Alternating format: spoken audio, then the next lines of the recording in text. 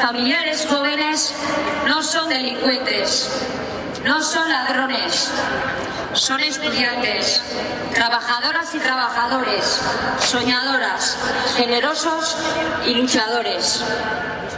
Nosotras y nosotros les conocemos y les queremos y nos llenan de orgullo. En nuestros pueblos y barrios les conocen y les quieren. Trabajan por aquello en lo que creen y expresan sus pensamientos. En la escuela, en fiestas, en el gazteche o en la calle.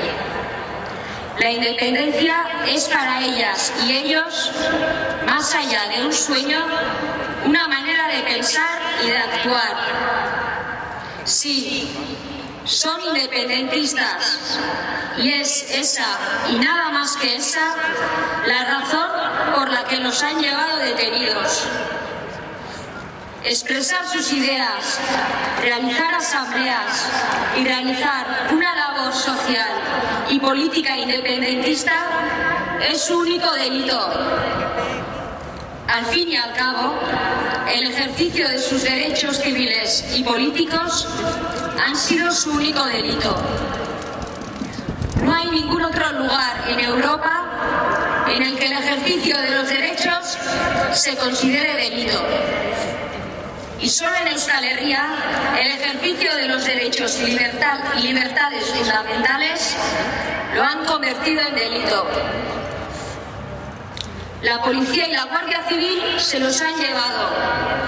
No sabemos ni dónde ni cómo están, pero sí conocemos el significado de la incomunicación.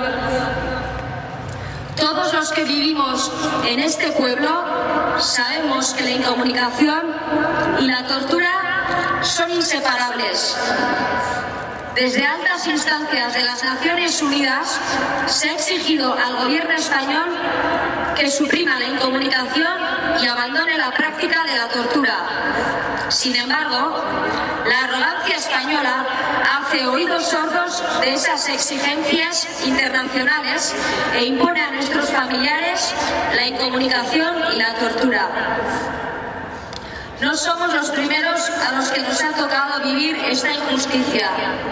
Por ello, queremos llamar a la reflexión a todos los agentes políticos y sociales de Euskal Herria.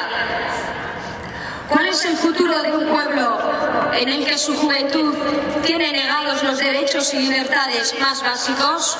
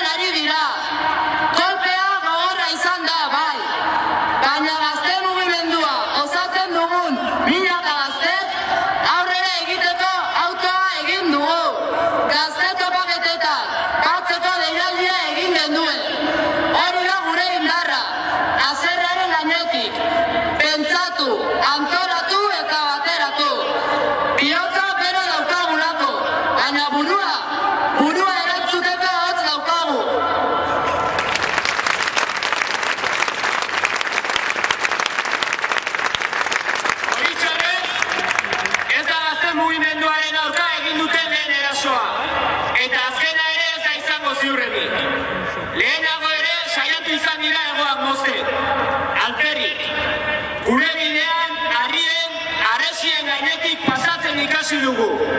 Beti saiatuko dira gu zangotra batzen. Egunero saiatzen dira gu zangotra batzen.